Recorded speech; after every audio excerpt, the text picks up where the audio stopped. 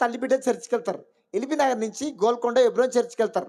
తల్లి బిడ్డ చక్కటి భక్తి పరులు, భర్తనేం పుల్లు తాగితే డ్రింకర్. ఆ తల్లి బిడ్డలు మా ఇంటికి వచ్చి మొరపెట్టుకునేది, అన్న మేము ఇద్దరం పరలోకం వెళ్తే మా నాయన నరకానికి వెళ్తాడన్నా, తాగి తాగి సస్తట్టుండన్నా, మా నాయన రక్షణ తీసుకొని ఎప్పుడు చచ్చిపోయినా మాకు చింత లేదన్నా, మా నాయన రక్షణ కోసం ప్రార్థన చేయండి అని ఆ తల్లి బిడ్డలు మా ఇంటికి వచ్చి మొరపెట్టుకునేది. నేను కూడా వ్యక్తిగతంగా ప్రార్థన చేసేది. ఎక్కడ మీటింగ్ లేకపోతే గురువాన్ని దర్శించి ఓ సువార్త పాంప్లెట్ ఇచ్చి, అంకుల్ అంకుల్ చర్చికి రా అంకుల్, యేసుప్రభుని నమ్ముకో అంకుల్, తాగుడు మానేసి అంకుల్, ఈ పాంప్లెట్ చదువు అంకుల్ అని సువార్త చెప్తుంటే వినకపోయేది. పాంప్లెట్ ముద్దలాగా చేసి నా ముఖం మీద కిసిరి కొట్టి, ఫో రా దేవుళ్ళాడు గివుళ్ళాడు, ఫో రా దేవుళ్ళాడు గివ్ ఇట్లా బెదిరించేది నన్ను. ఎంత చెప్పినా వినకపోయేది. తాగి తాగి తాగి తాగి పక్షవాతం వచ్చింది. ఏమొచ్చింది? పక్షవాతం వచ్చింది. మూతి ఇట్లా వంకర పోయింది, పెడకపోయింది, ఇట్లా ఇట్లా పోయింది మూతి. రెండు చేతులు ఏమి ఇట్లా పోయినాయి, కాళ్ళు ఇట్లా పోయినాయి, కాళ్ళు ఇట్లా పోయినాయి.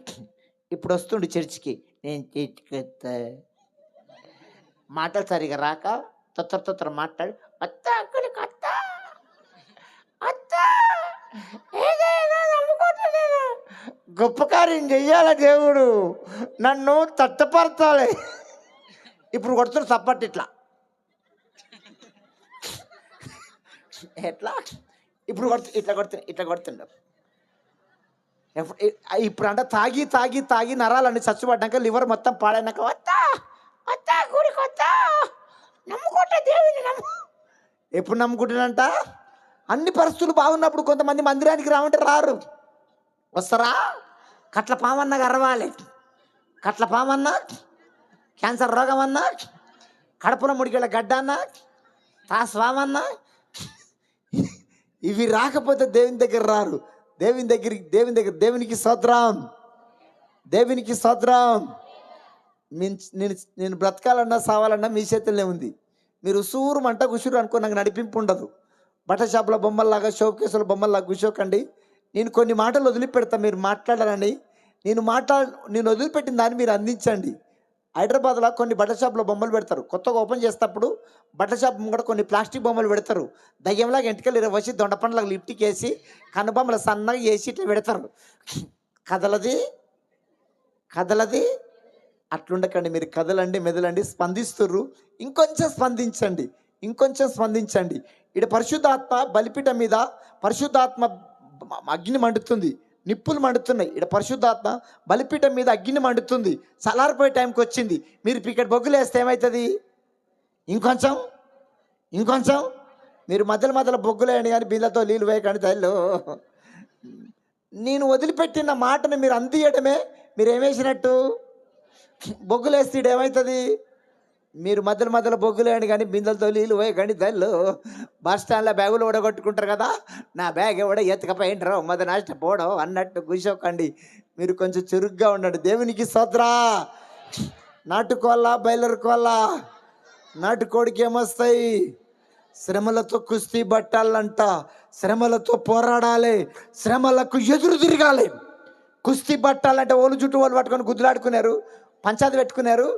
అక్కడికి వెళ్ళి అప్పనే శ్రమ వస్తుంది, రోగమన్న శ్రమలు వస్తున్నాయి, ఆర్థికంగా శ్రమలు వస్తున్నాయి, కష్టాలన్న శ్రమలు వస్తున్నాయి, రోగాలన్న శ్రమలు వస్తున్నాయి. 3 రోజులు ఉపవాసం ఉండి నిండా ముసుకేసుకొని నిండు మొక్కల మీద ఉండి ఎక్కి ఏడుచుకుంటా ఇట్లా అనాలి, అప్పా రా చూసుకుందాం, నువ్వన్ను ఉండాలి. రోగమా దా, నువ్వన్ను ఉండాలి.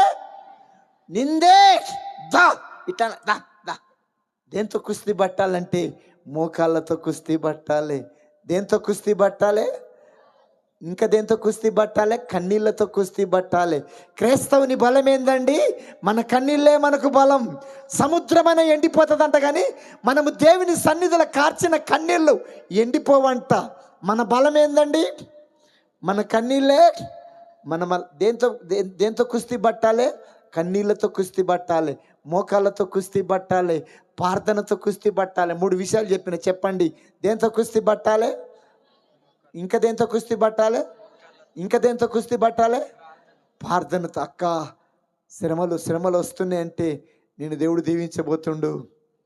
శ్రమలు వస్తున్నాయి అంటే దేవుడు నిన్ను ఆశీర్వదించబోతుండు. ఓ పాట పాడి దేవుని మహిమ పడదాము.